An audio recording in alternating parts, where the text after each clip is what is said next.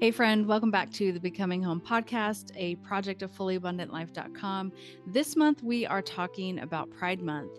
We're super excited for this month because we're really unpacking some old toxic stuff and getting rid of old things that we used to have, like old fears and old ideas about homosexuality and the Bible and religion. And so we're really excited to be unpacking those things and coming into new love for ourselves, for other people, new understanding of God and spirituality and relationship.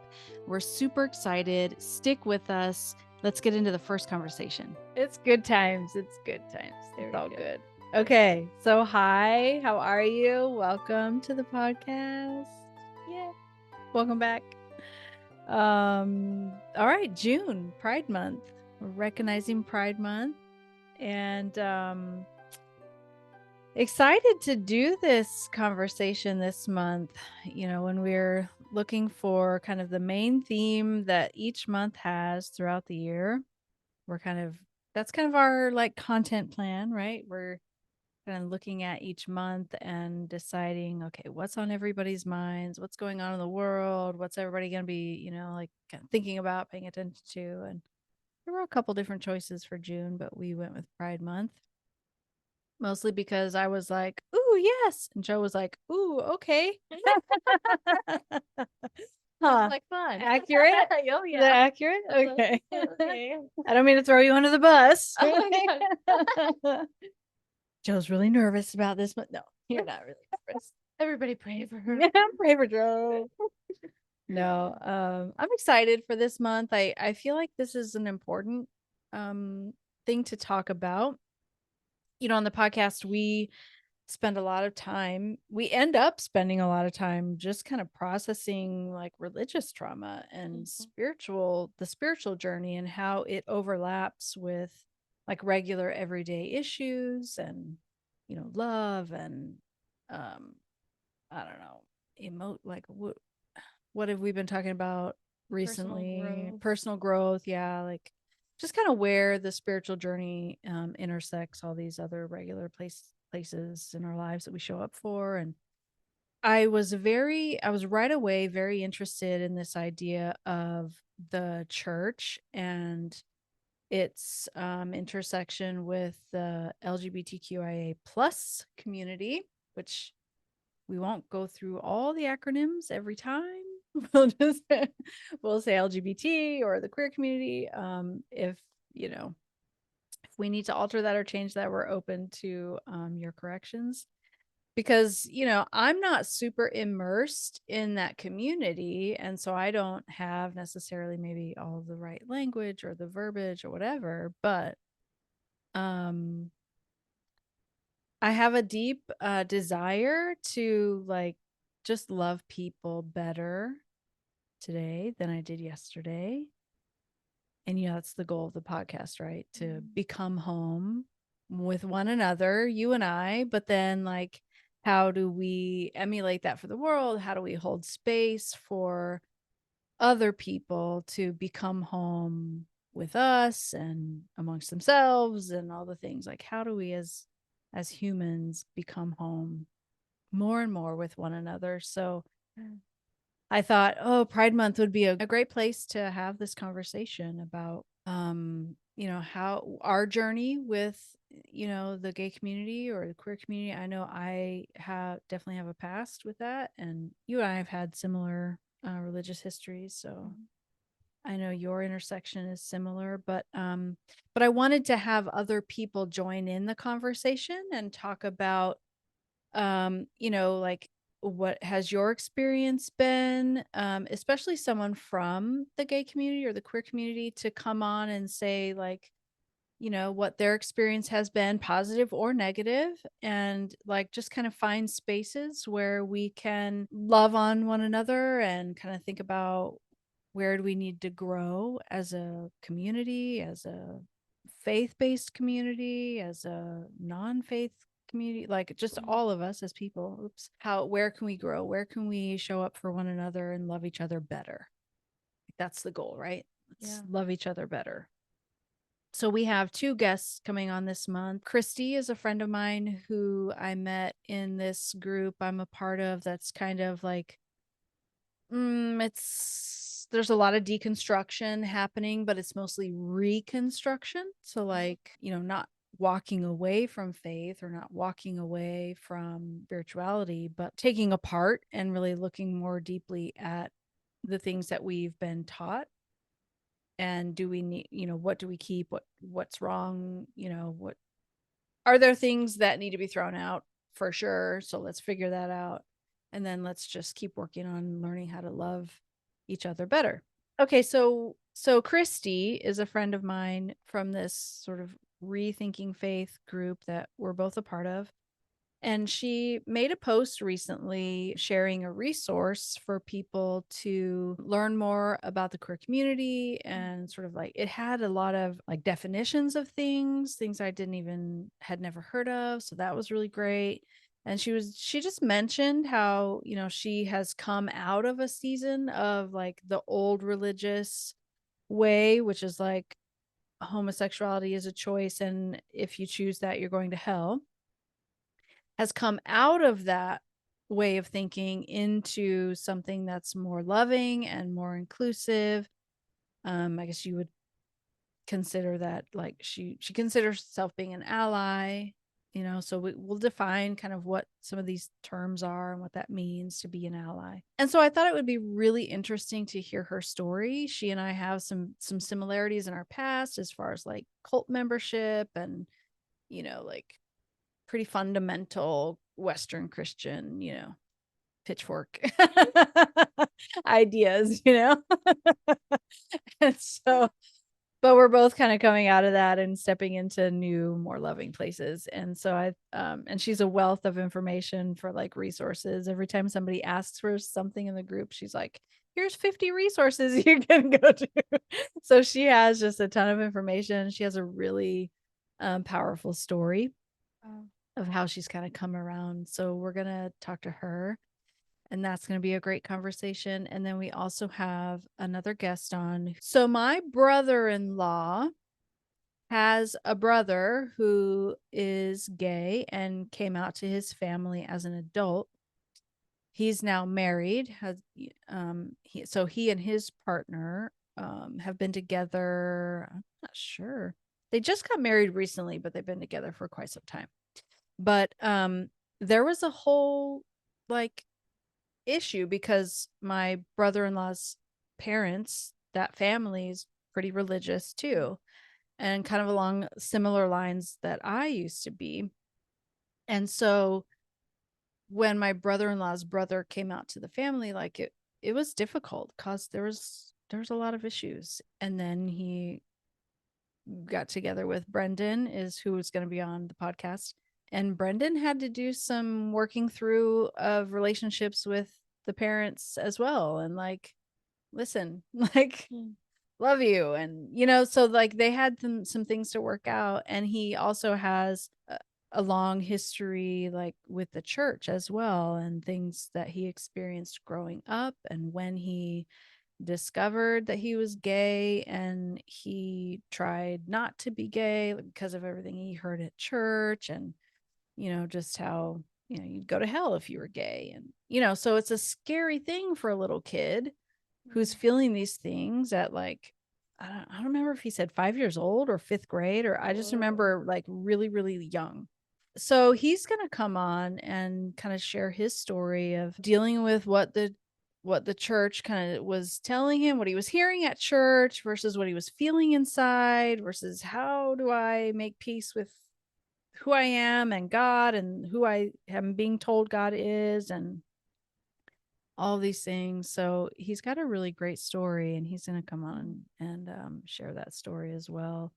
So I'm pretty excited. Yeah, I'm really excited for this month's conversations. And our goal in the podcast always, not just with June and Pride Month and all these things, but always is just to love each other better than yesterday, love myself better today than I did yesterday, and just kind of open my world up more and open our community up more to step into love in better ways. Because I feel like a lot of us have so much trauma with the relationships in our lives where we should have been taught what love really is. Mm.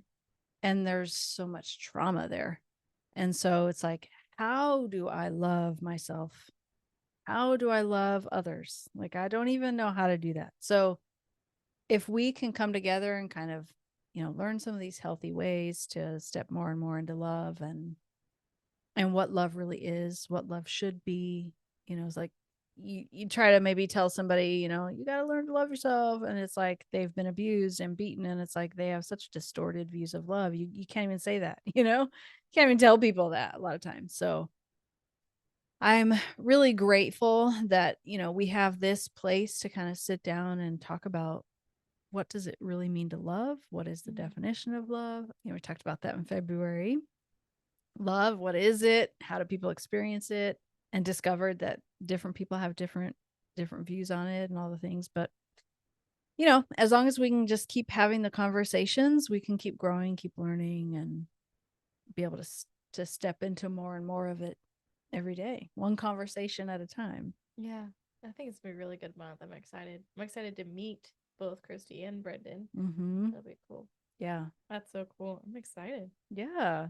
Cool. So like before we get into those conversations though, I do want to take one episode at least to kind of give a little bit of background on where you and I come into this conversation and, like to be vulnerable with where we're at and to know that, we're not all the way there yet either. And so like what's our, intersection and where are we at in our personal growth in this realm of loving people better, especially with, similar Christian histories of like, anti-gay or queer community, or I don't know. I guess you and I never really have talked about this realm because I haven't been immersed in that community either. So it's not just a, topic of conversation really. So I'm excited for the opportunity and would really love to hear kind of, where you're at, how you're feeling about these conversations, what you're nervous about, just a time to be vulnerable with what we're bringing to the table. Yeah, absolutely.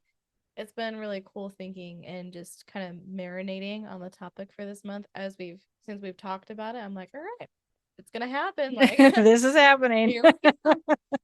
And it's been really cool just to kind of even just see the change in nervousness because I'm a lot less nervous than I was at the beginning, which is really nice.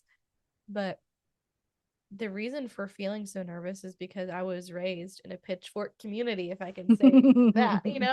We were raised in a church of very straight people, and everybody was, this is the way, and whoever is not straight or doesn't identify exactly how we do, must not possess the heart of God, must not be within the will of the Father, cannot be loved by God, is separated from God. It was like the whole LGBT community is kind of put on this pedestal with like, in the Bible how it says like all sins are equal. The church makes them unequal. So like sex before you're married, that's like high offensive sin, you're going straight to hell.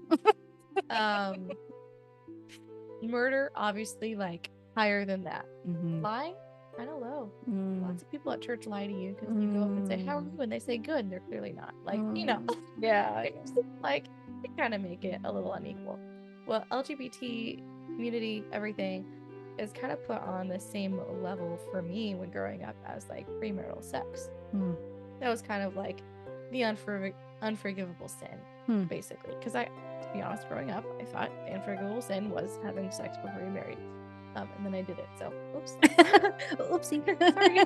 Hey there, forgive the interruption. I do just want to mention that this month we do get into some pretty serious things where people are sharing in their stories about abuse and some topics that could be triggering to some folks. So if you have some triggers around, types of abuse that you have suffered, or even suicide, things like that. We have resources to help. But I do want to give you a heads up that those are some of the issues in this month's conversations. And the great thing I'm excited about is that they are sharing about hope and resources and help. So if you want to stick around for that, please do. Just be aware it's in the conversations this month. Also, if you have a chance to support the podcast in any way, if it has helped you, served you, encouraged you in any way, you can head over to buymeacoffee.com/the Becoming Home podcast. We'll have a link in the description or the show notes, and you can buy us a coffee or join the $5 membership, whatever your flavor, you can support us there. Thanks for considering that. Now let's get back to the conversation. But I kind of thought, being, gay or lesbian, whatever, trans, all the things, whatever, I thought that was kind of same grain. So I was like, oh my gosh, that's horrible. I need to go. When you think of those things and you see people living that lifestyle, first thing that comes to mind, I need to go save you. Because I don't want you to live a life of darkness, despair, and, brimstone from hell. Like, that's terrible. So I grew up very much have to go save these hopeless people. Like, it was this whole idea of like, gosh, I don't even know the words to put to it, but like complete, just seeing these people living in this, it was literally like looking at someone being like, oh my gosh, you're living this completely evil life and you have no idea what's going to happen to you. Like, I have to work so hard to just bring you to see just the sin you're living in. And first of all, that's a really powerless place to stand. It's not my job to go save somebody. Straight up. Yeah. I can speak encouragement. I can speak like my opinion over people all day long. It's not my job to save everybody and to save the people that I disagree with. And that's kind of where my mindset has shifted now as an adult. I'm still very much reconstructing my view of this because, again, I've had very little experience with like being immersed into this group in terms of like education or like understanding, like, because the church even has this, I don't know if it's just the church, but there's a community of people with this idea of the LGBT community just being a mental illness. Yeah. And so that was kind of where I landed for a while. And I don't think it's just that small. Yeah. Like, I'm part of a mental illness community. I have depression. Yay. Like, it's just not that small. So as an adult, I would say I'm landing in this kind of position of just what we're here to talk about, love and support, and you're a person. Like, I love you no matter what. And I truly want to embody the hands and feet and heart of Jesus when he walked on the planet. And what did Jesus do? And I was just talking to my sister about this today. And oh my gosh, it was so great. He didn't walk up to the woman at the well. He didn't walk up and say, you're going around too much.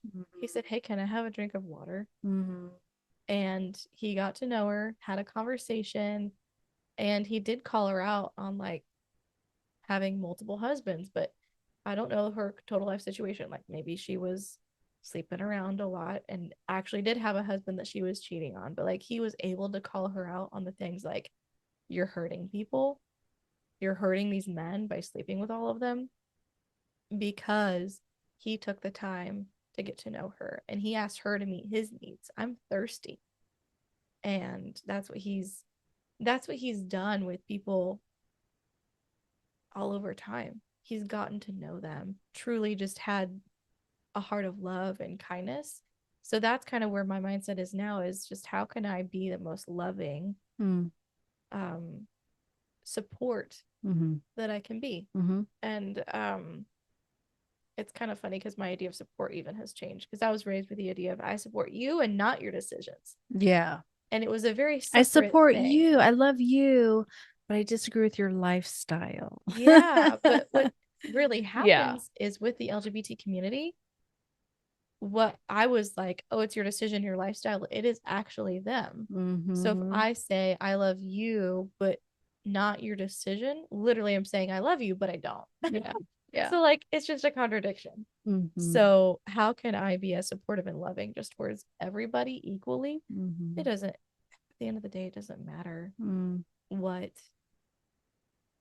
each person thinks, says, does. Like they all deserve love. They all need love at the same amount. So it's less having to do with like being on this crusade to go save people or like whatever. It's just about being genuine and loving. So that being said, I'm feeling my nerves like, I'm gonna say something wrong, or like, genuinely, I'm probably like, I feel like I'm gonna say something that's gonna get me canceled or whatever. But like the main motivation in my heart is love and peace and happiness. Like, okay, hippie child. No, I wore the right shirt for it. So yeah, like as much serenity across the board as possible. Yeah. As what I'm shooting for. And whether I disagree with somebody's opinion or not, I don't really care. Like, yeah, because like, okay, there's three things that stood out to me. So one is this idea of saving people. So I want to touch on that. Second is an idea of Jesus and the woman at the well. I have a slightly different perspective of that interaction I'd love to touch on. And then finally, like, oh gosh, what was the third thing now? I don't remember. If it comes back, it'll come back. But like it's interesting how when our perspectives on the need to save people changes, it can change for a couple different reasons, right? So like either I don't need to save them anymore because there's nothing to save them from, as in like for me, I no longer believe in a place of eternal conscious torment where an angry God or even a sad God sends his creation to be tortured in a lake of fire for all of eternity because for 80 years they didn't choose him while they lived on earth. So if I don't believe in that concept anymore, then that's one reason I don't need to save them, because they're not going to that place. I don't need to save them from that. Okay, well, maybe I still need to save them from something else, like save them from their own choices or hell on earth, like you go down that path, you're going to have a hard time, let me save you from that. It might not be eternal conscious torment, but like, let me help you make a better decision in your life right now so that it doesn't hurt you. You know what I mean? Like, so there's that kind of saving, but then there's also like total freedom in my mind. This is just my thoughts about saving.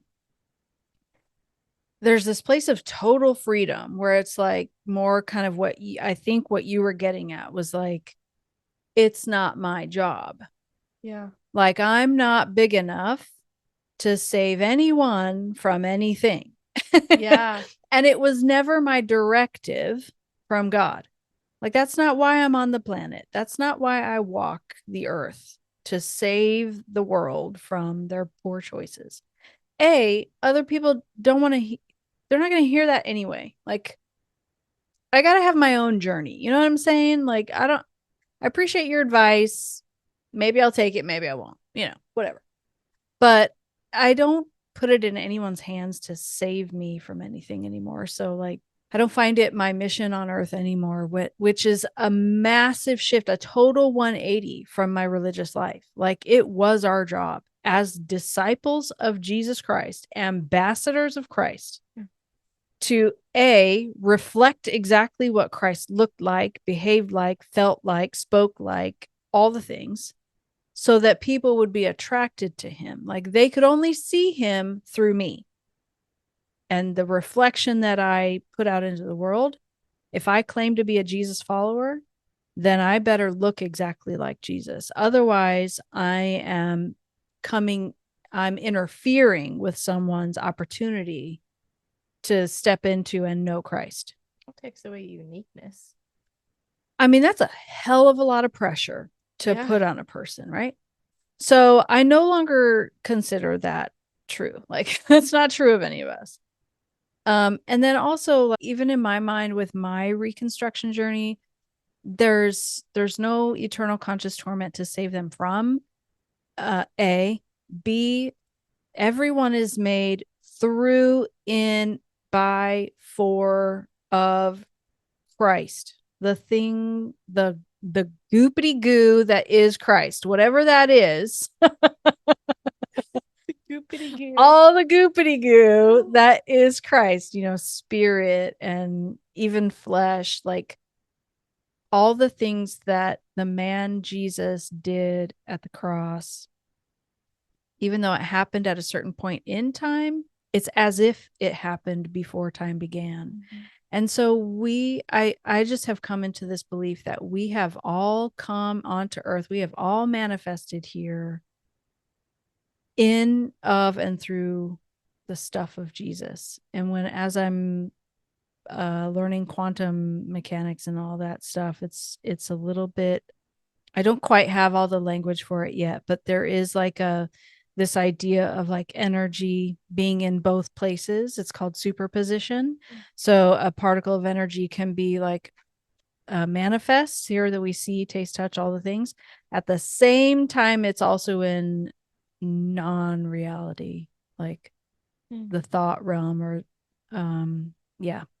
So there's this kind of dual positioning that's going on there. So that's why I say goopity goo, because I don't quite have all the language for it yet. I'm still growing in that, but not my job to save. Like, we're all already made of the stuff of him.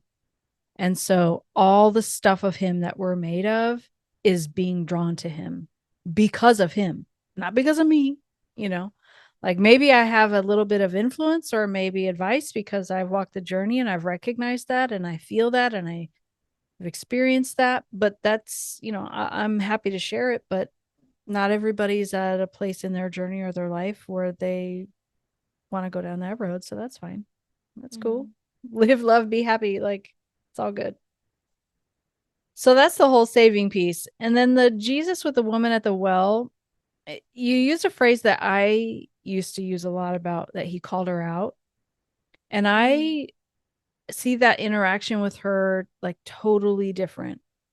I see it more as how I see the cross now too. Like, I see the cross different in that he wasn't sent there by an angry God. He chose to step into our world, into our delusion, and let us do what we felt we had to do to satisfy our own need to understand. And so, in my perspective, Jesus with the woman at the well, he wasn't calling her out on anything. She knew something of what this savior was supposed to be, this Messiah that everybody, for hundreds of years had been waiting for. And he had to step into her way of thinking. He had to step into her line of consciousness, her place of understanding, and reveal to her that he knew who she was. He knew her. He had to step in and say, I see you. I know you. I know you've had 5 husbands.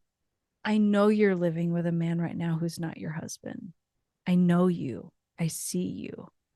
I don't see him calling her out on her sin at all.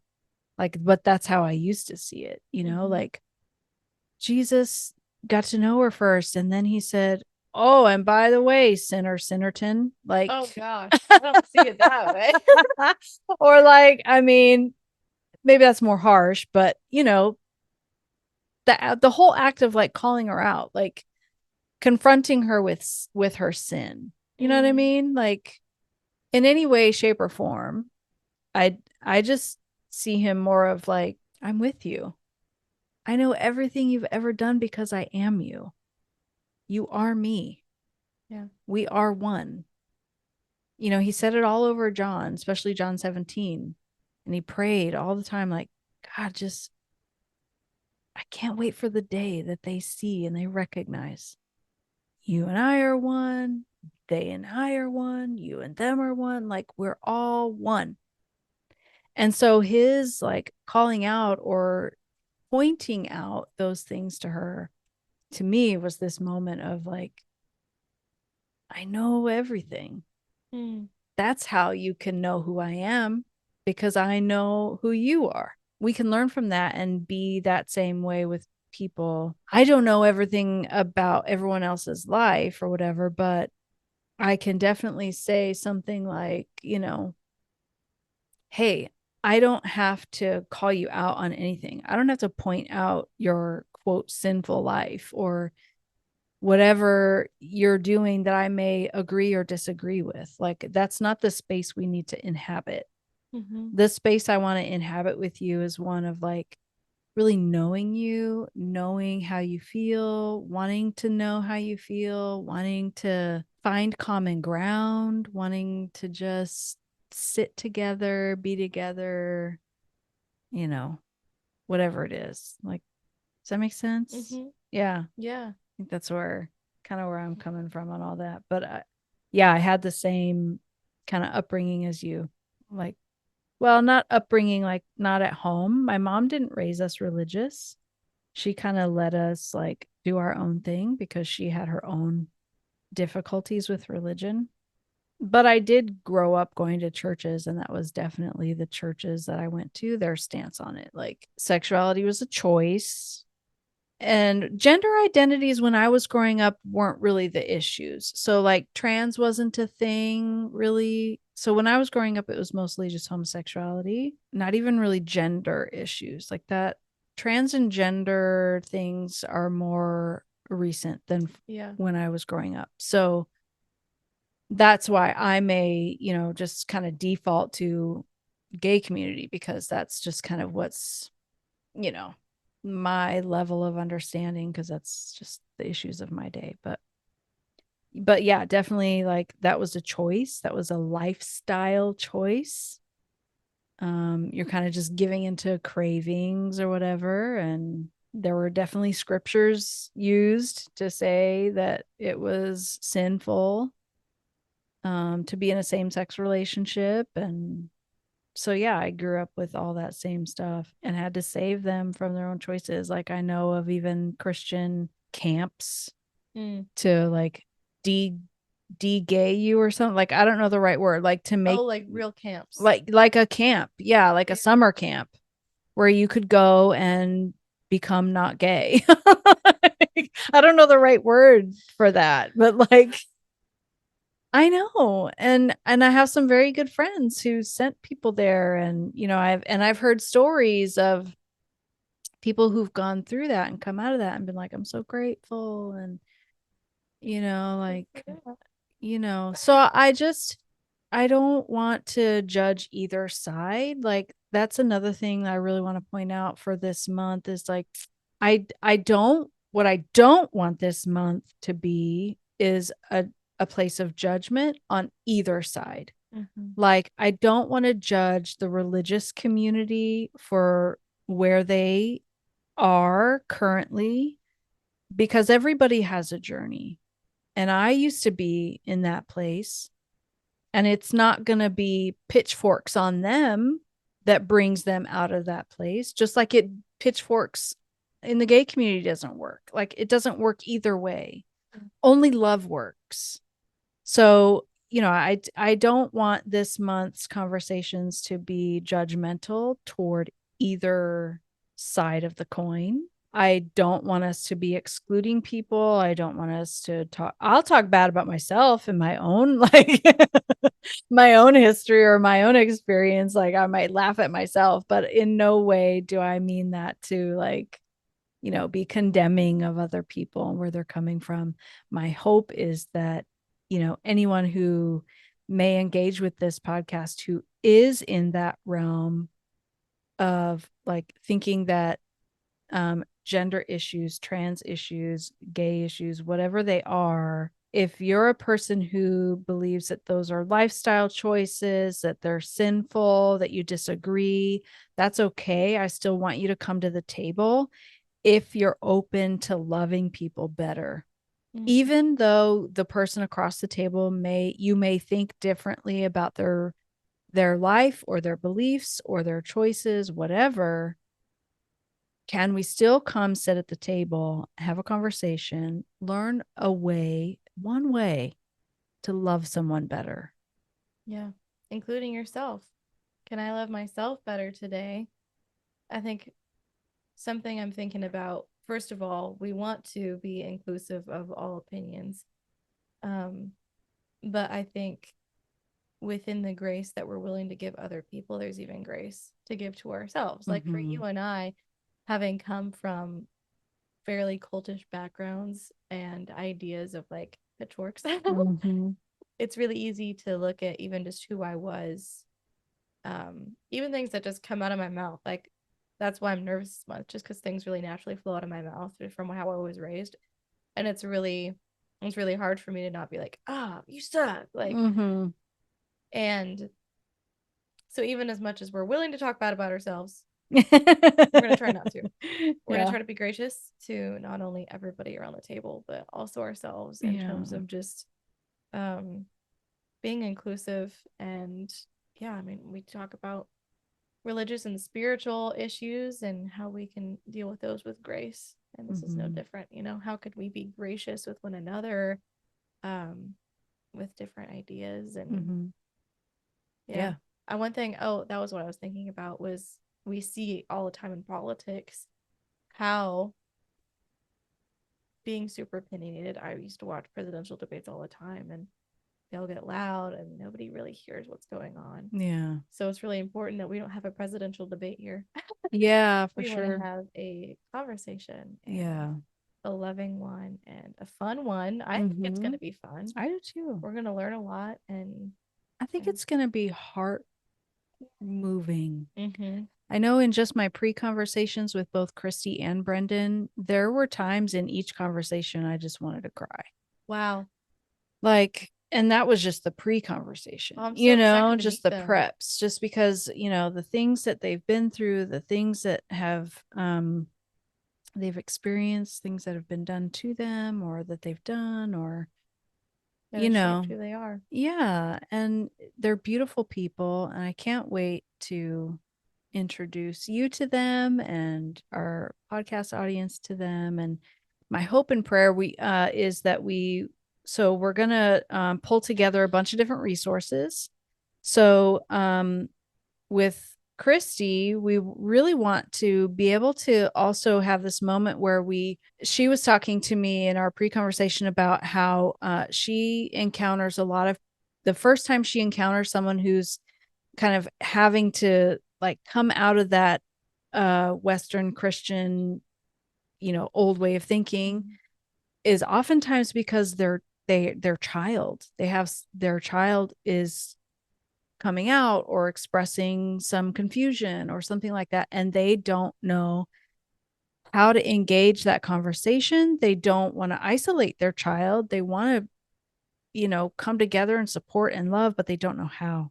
So a big goal with our conversation with Christy is going to be to create language and resources for parents who might be needing to encounter this space with their kids or a family member or someone that they love, and learn how to have a healthy conversation that doesn't isolate them, that doesn't push them away, that doesn't, ostracize them or shame them. But, it doesn't force you necessarily to abandon your whole past or your beliefs. We can find a gentle way forward for both. That's the goal in the conversation with Christy. Like, let's find a gentle way forward for parents who need to talk to their kids. And then with Brendan, by sharing his story, my hope is that we'll reach some younger folks who are struggling to figure out, A, who am I? B, what am I like? breaks my heart. He said that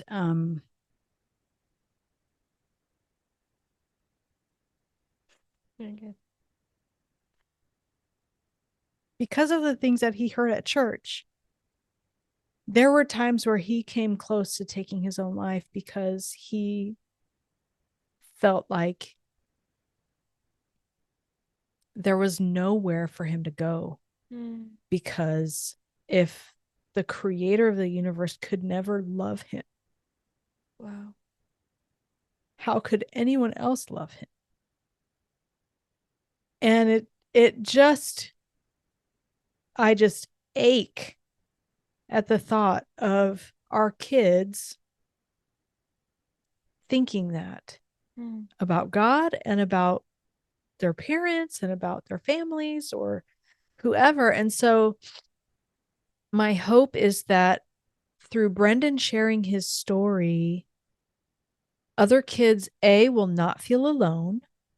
B, they'll get some resources. We're going to put some resources out specifically for them as well, and help them to make some connections with people if they can't connect with their families because their families just aren't ready, that they'll be able to find places to connect that are healthy and that are further along than they are to kind of help guide them rather than just, you know how it is when you're like in middle school or high school and you just have your peer group. It's like the blind leading the blind sometimes, like it's great to have camaraderie and stuff, but sometimes you just really need someone who's like a mom figure or a dad figure, to just wrap their arms around you and say, it's going to be okay, and Brendan can be almost like a big brother here on the podcast, like for anyone younger who's kind of wrestling and needing to find their way through all that. So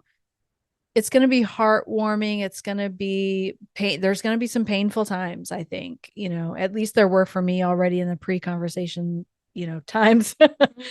And we're going to be, digging into some of that. So it'll be painful, but it'll be good because we can learn from those things. If we can bring it out to the light, we can learn from it and we can go forward and we can be better people. We can learn to love better through our mistakes.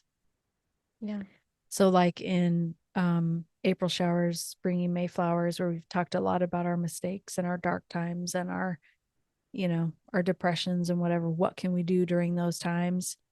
Now we're going to get into some stuff where people have dealt with some really hard times and identity issues. And yeah, so they're going to be some good conversations and lots of resources, lots of good times, hopefully lots of laughs too. They're both really great, funny people. I'm excited to laugh with them too. We'll have to make it our goal to laugh at least a few times. Absolutely. Awesome. Sounds good. Let's get into it. Cool. Let's do it. See you next week. Yeah. Thanks so much for joining us on the Becoming Home podcast. On behalf of Joe and myself, we want to thank you so much for investing your time here. Don't forget, you can head over to fullyabundantlife.com and grab more resources, grab a free guide on emotional processing tools. It's packed full of information over there. The guide has over 100 emotional words to help you identify exactly what you're feeling, more than just happy, mad, sad, grumpy, hungry, whatever. 100 words or more to help you really identify what's going on inside of you so that you can really process that better. Exercises to process. It's giving tons of information. Somatic, where the emotion may be trapped in the body. There's loads of information in that guide, all for free. So fullyabundantlife.com, you'll see it right when you click on that website. And then if you need other information, I've got tons of stuff there for you to grab. So head on over there. Thank you again for being with us. We'll see you next time.